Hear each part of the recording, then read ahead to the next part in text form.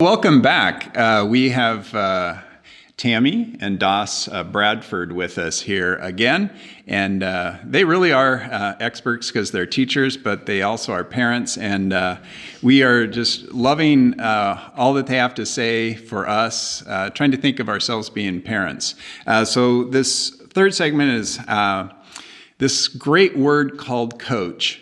How can you, as the parent at home and you're teaching children from home, be not the teacher, you're the coach? And what does that look like? Tammy, why don't you kind of tell us about what that means? Yeah, so something that I had to start, I think, pretty early on when my kids started grade school, because they would come to my school, is I had to set some really clear boundaries.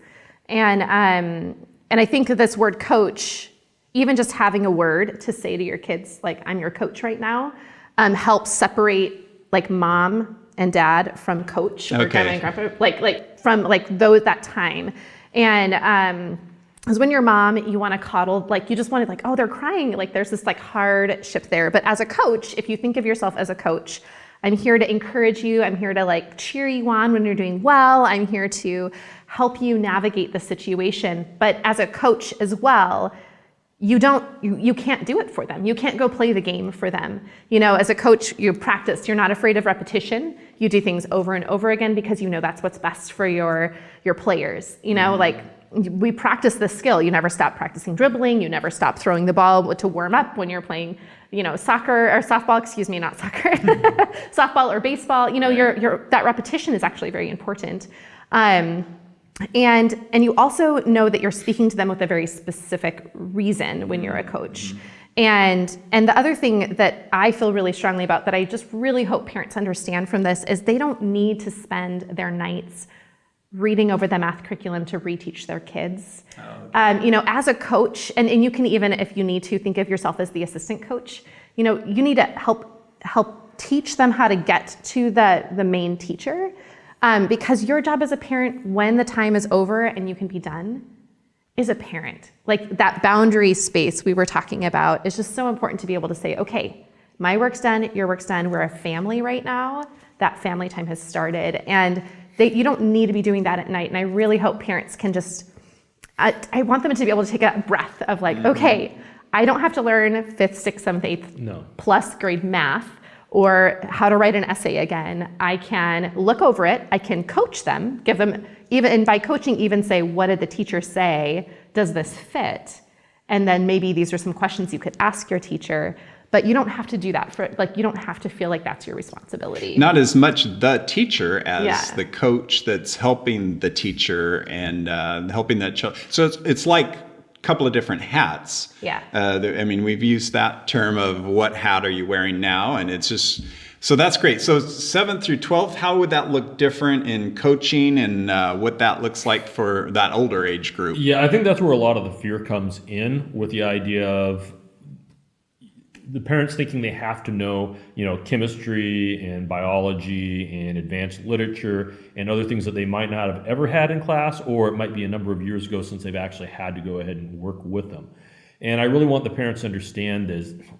As a teacher and coming from this distance learning, I don't expect the parents to be the teachers. In fact, that's the exact opposite of what I want. I want that coaching attitude where a coach is there to support them, cheer them on, supply them with resources that they need, but ultimately let the students do the work and play the game.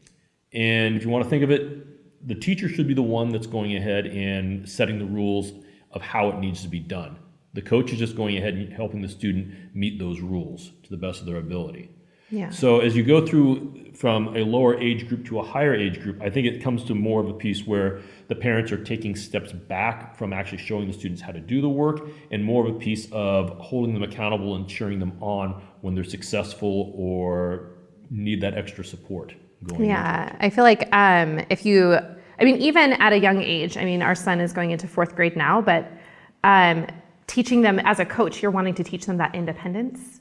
And I was talking about that with the learning management system, is your goal as a coach is to teach them how to be independent on that. How can they navigate it as much as they can, trying a certain amount of things. When we were both taking teaching math, there's this thing that you say, you don't pick up the pencil for the student. Right. Because a lot of times as a math teacher, they're saying, I don't know. And you like sit down, well, let me show you.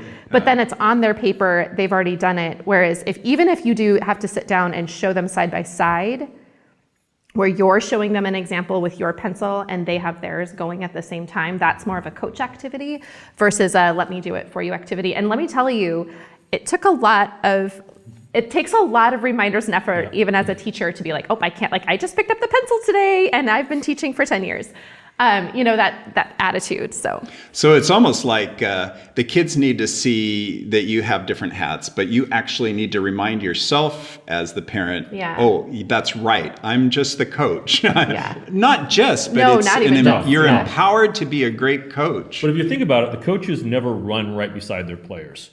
They Right. don't say, let's do a lap, and then they're running all the way around. What they're doing is they're going ahead and they're timing, they're encouraging, they're telling them when to start, when they need to work a little bit more. And then they're going ahead and taking it relaxed and letting the students do the actual And work. celebrating even at the end And of the day. celebrating it. So how about that? I mean, I'm hoping that you feel encouraged by just being called a coach and you're not the teacher.